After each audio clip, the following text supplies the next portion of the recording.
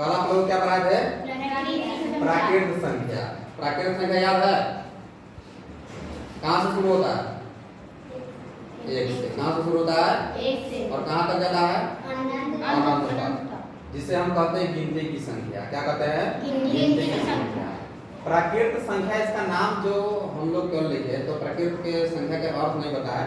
प्राकृत संख्या का जो शब्द लिया गया है प्रकृति से लिया गया है, और प्रकृति का अर्थ होता है अपने आप, स्वभाव, जो अपने आप हो। ठीक है, जैसे पेड़ पे फल लगना, फूल लगना, पत्ती आना, डाली निकलना, ये सब क्या है? अपने आप होता है। इसलिए उसी प्रकृति से इसको प्राकृत को लिया गया है। इसलिए प्राकृत संख्या को कहा जाता है कि प्रकृति में जो होता है प्राकृत संख्या स्वतंत्र रूप से पाया जाता है। ठीक है, यानी कहने का मतलब आपको अपने आप मुंह से निकलेगा। किसी भी चीज की संख्या गिनना होगा तो आप प्राकृत संख्या का इस्तेमाल करते हैं, उसका प्रयोग करते हैं, इसलिए इसका नाम पड़ गया प्राकृत संख्या। क्योंकि हम लोग अपने आप यूज कर लेते हैं ना, अपने आप प्रयोग कर लेते हैं, बिना कहे प्रयोग कर लेते हैं। कोई भी सामान गिनना होना है उसका प्रयोग कर लेते हैं। तो इसको समझा दिए। तो जैसे कल प्राकृत संख्या बताया, सबसे छोटी प्राकृत संख्या कितनी होती है? एक। और सबसे बड़ी? अनंत। इसका कोई ज्ञात नहीं कर सकते हैं, अनंत होता है, इसलिए हम ज्ञात उसको नहीं, पता ही नहीं कर। ज्ञात का क्या होता है? पता नहीं, यानी पता। ज्ञात मतलब पता, जानकारी। ठीक है, तो ज्ञात नहीं कर सकते, यानी पता नहीं कर सकते, जान नहीं सकते उसको। हम कैसे ढूंढेंगे पता भी नहीं है, और ढूंढ भी नहीं सकते हैं।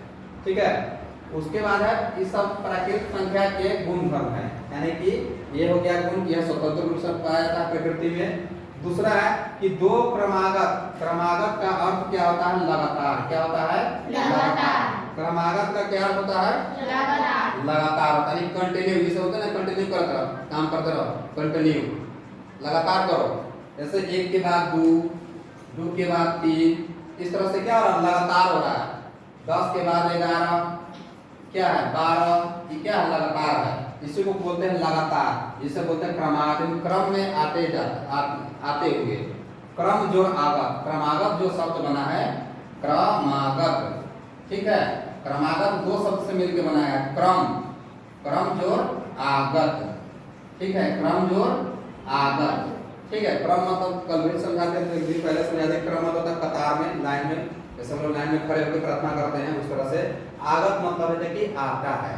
ठीक है, आगत मतलब आता है, क्रम में आता है। कौन आता है?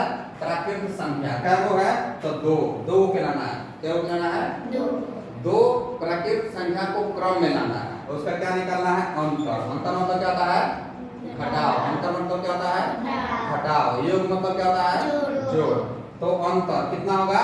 एक होता है। कितना होता है? एक। हमेशा एक होगा। जैसे दो लगातार प्राकृत संख्या उठा लेते हैं, मान लेते हमने लिए को 500 प्राकृत संख्या है, लगातार 501 आएगा। ये दोनों लगातार संख्या है कि नहीं? 500 भी प्राकृत संख्या है और 501 भी प्राकृत संख्या है, लेकिन क्या लगातार है, और साथ में क्या है? लगातार है। तो जब इसका आप अंतर निकालेगा, यानी घटाओ, क्या निकालेगा? घटाओ, तो कितना आएगा? 500 आएगा। 501 में से 500 घटाएंगे तो एक ना आएगा। अब मान लेते एक और उदाहरण लेते हैं, जैसे मान लेते 9 ले लिए या करीब 10 ले लिए। 9 प्राकृत संख्या है, 10 प्राकृत संख्या है। अब इसका अंतर कितना होगा? एक हुआ कि नहीं? अंतर मतलब घटाओ। अंतर मतलब घटाओ। अंतर मतलब घटाओ। तो ये 9 और 10 लगातार प्राकृत संख्या है, इसका अंतर कितना होगा? एक होगा। तो वही तो बात हम लिखे, क्या लिखे? दो क्रमागत यानी लगातार, दो क्रमागत यानी लगातार, क्या गो? दो गो, दो लगातार प्राकृत संख्या का अंतर एक होता है। अब कोई और ले लीजिए, मान लेते हैं हमने लिए 525। कितना लिए? 525। इसके आगे कौन होगा? 526 लगातार होगा। ठीक है, कितना होगा? लगातार। अब इसका अंतर निकालिएगा तो देखिए एक का अंतर है 5 का 6। वही उसी चीज को ये बताया हम। अब कोई दिक्कत है? इसमें 2-4 और गुण है। ठीक है, अब आगे लिखते हैं फिर। तो इससे पहले जो गुणधर्म पढ़े हैं उसके बाद ये वाला गुणधर्म है।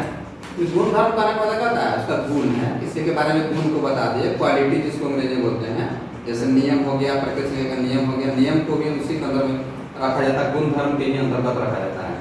तो क्या है? प्राकृत संख्याओं की संख्या। ये प्राकृत संख्या है क्या? वो क्या वो है?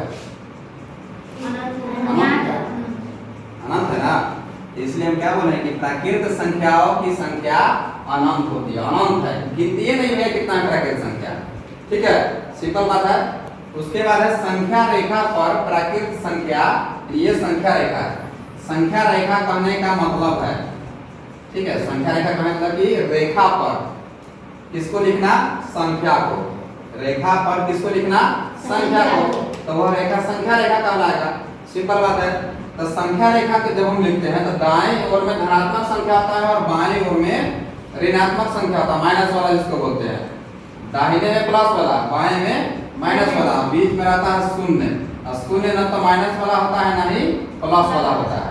इसको आगे पढ़ना है, जब पूर्णांक पढ़ेंगे तो शून्य के बारे में और बताएंगे। तो संख्या रेखा पर प्राकृत संख्या शून्य के दाईं ओर होती है ना, शून्य के दाईं ओर है ना, जा रहा है देखिए कि, और ये आपको डॉट डॉट है यानी अनंत का साइन है, और तीर भी आपको बता रहा है कि और आगे और जाना है, आगे और जाना है, रुकना नहीं है। यह रेखा होता है, क्या है, रेखा, लेकिन सरल रेखा है। कैसी रेखा है, सरल रेखा है, यानी सरल कहने का मतलब होता है सीधा, सरल मतलब सीधा। ठीक है, तो समझ गए। प्राकृत संख्याओं की संख्या कितनी है, अनंत है। संख्या रेखा पर प्राकृत संख्या किधर होगी, शून्य से दाईं ओर होगी।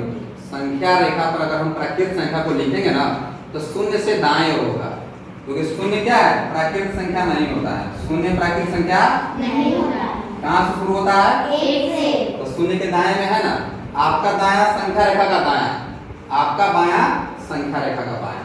ठीक है, समझ रहे हैं ना। तो अभी और 4 गुण और है, फिर लिखते हैं। ठीक है, हो जाएगा कि ना। तो देखिए पहले जोर पे बताया कि प्राकृत आता कि नहीं, तो जोर पे प्राकृत आता है, योग पर प्राकृत संख्या का योग कीजिएगा तो प्राकृत संख्या आता है, लेकिन इसमें नहीं आएगा, घटाव पे नहीं आएगा। इस पे नहीं आएगा, ठीक है। जैसे देख लीजिए आप दिया हुआ 10 भी प्राकृत है, 10 क्या है, प्राकृत है, और 5 भी क्या है, प्राकृत है। और जब इसका घटाव किया तो 5 क्या है, प्राकृत है। लेकिन जस्ट नीचे देखिए 15 भी प्राकृत है, 25 भी प्राकृत है, और जो आंसर आया है -10 आया। कितना आया है, और माइनस वाला इसके पीछे ऋण का चिन्ह होता है, प्राकृत नहीं होता है। ऋण के जिस संख्या के पीछे ऋण होता है वह कभी प्राकृत नहीं आता, वो होता है पूर्णांक में आता है। किसमें आता है, पूर्णांक में। आगे आकर पूर्ण के बाद पूर्णांक किया जाएगा। ठीक है, तो क्या देखिए, देखिए दो प्राकृत संख्या का घटाव, घटाव को जानते हैं अच्छी तरह, प्राकृत संख्या को भी जानते हैं, क्या बोलेना है, 2। हमेशा प्राकृत संख्या नहीं आता, हमेशा प्राकृत संख्या नहीं। तो क्या देखिए, कभी प्राकृत आएगा, जैसे यहाँ पे प्राकृत आया, तो कभी नहीं, जैसे यहाँ पे नहीं आया। क्या क्या है, पूर्णांक, यानी 2 प्राकृत संख्या का घटाव हमेशा प्राकृत संख्या नहीं आता है। कभी प्राकृत आएगा, कभी नहीं आएगा।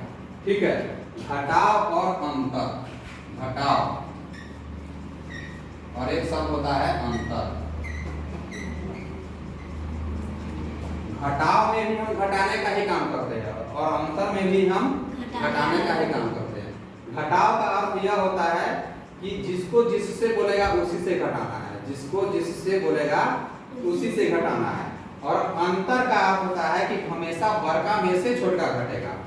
अंतर का अर्थ होता है कि तुम उस आदमी से कितना ज्यादा हो, या वह आदमी तुमसे कितना कम है।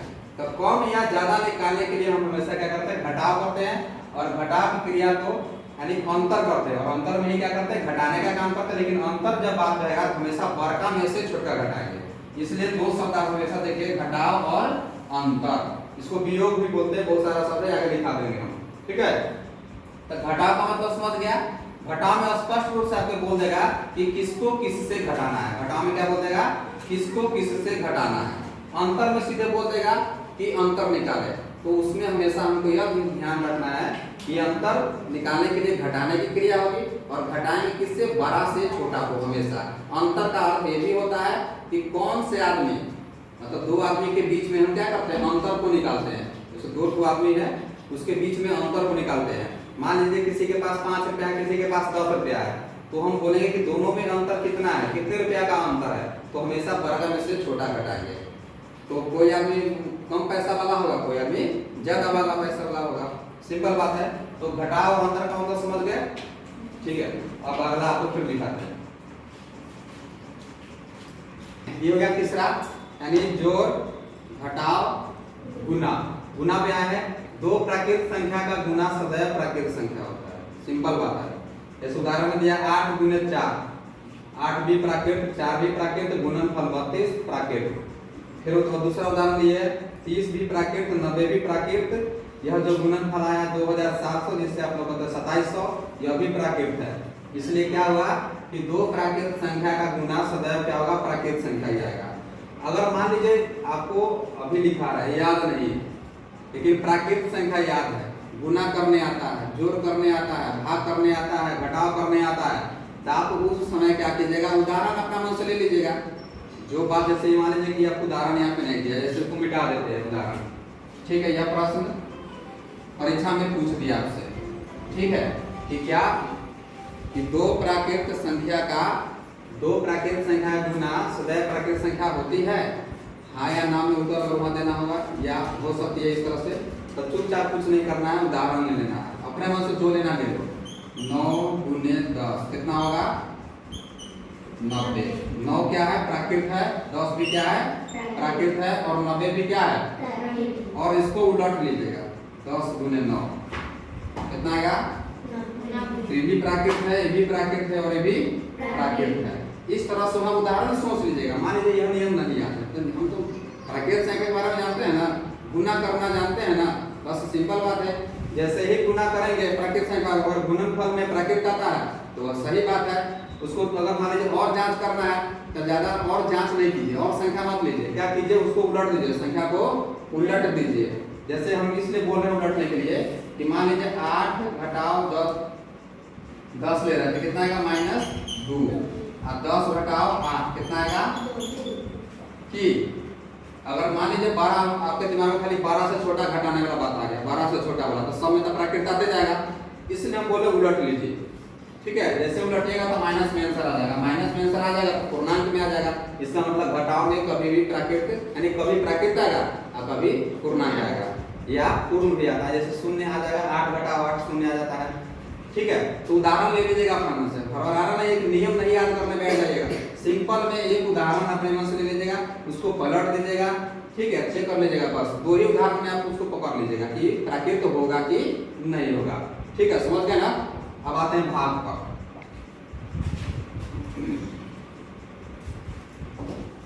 अब आगे आते हैं भाग पर। जोड़ पर हो गया, घटाव पर हो गया, गुना पर हो गया, अंतिम आपका है भाग पर। भाग पर जांच कर रहे हैं तो जांच कर रहे, देखिए 8 भागा 4, 8 प्राकृत संख्या, 4 प्राकृत संख्या, और जो इसका भागफल आया है 2, यह भी क्या है, प्राकृत संख्या है। अब जैसे उस समय आपको बोले थे ना पलट के चेक करने के लिए जांच, लेकिन लगातार आप 12 संख्या लेते जाइएगा तो उत्तर आपका सही आता जाएगा, प्राकृत आता जाएगा। इसलिए हमने बोले कि उसी संख्या को उलट दीजिए। तो 4 भागा 8 के देखिए 1/2 आ गया, और 1/2 प्राकृत में नहीं होता, किसमें होता है, परिमेय में होता है। किसमें होता है, परिमेय में होता है। तो ये तो 4 प्राकृत है, 8 भी प्राकृत है, लेकिन जब इसको भाग कर रहे हैं, भागफल जो आ रहा है हमारा किसमें रहा है, परिमेय में आ रहा है। तो इसी चीज को हम शब्द में क्या लिखे हैं कि दो प्राकृत संख्या का भाग सदैव प्राकृत संख्या नहीं आता, कभी आएगा प्राकृत कभी नहीं आएगा। आप इसमें जोड़ सकते हैं, एक लाइन और जोड़ सकते हैं, क्या कि कभी प्राकृत आएगा कभी नहीं। जैसे उसमें लिखा था ना घटाव वाला में कि कभी प्राकृत आएगा कभी नहीं। आराम से, बहुत सिंपल चीज है। प्राकृत संख्या के बारे में जान गए, जोड़ घटा गुना भाग जानते हैं। हम एक चीज और समझा ही दिए कि भैया उसी संख्या को पलट के कर लीजिए, ज्यादा संख्या उदाहरण नहीं लेना है। जिस संख्या को आप लिए हैं जांच कर रहे हैं, मन में आपका आ गया कि भाई इस संख्या पर हम जांच करेंगे, इस तरह से दे दिया परीक्षा में, तो उसी संख्या को पलट के चेक कर लीजिए। अगर यहाँ पे 2 आ जाता तो भी मतलब प्राकृत में आ जाता, लेकिन यहाँ तो 2 आएगा ना, 1/2 आएगा, इसलिए किसमें आएगा, परिमेय में। तो जब परिमेय भागफल नहीं आएगा तो स्वाभाविक प्राकृत संख्या आपका रिजल्ट नहीं होगा।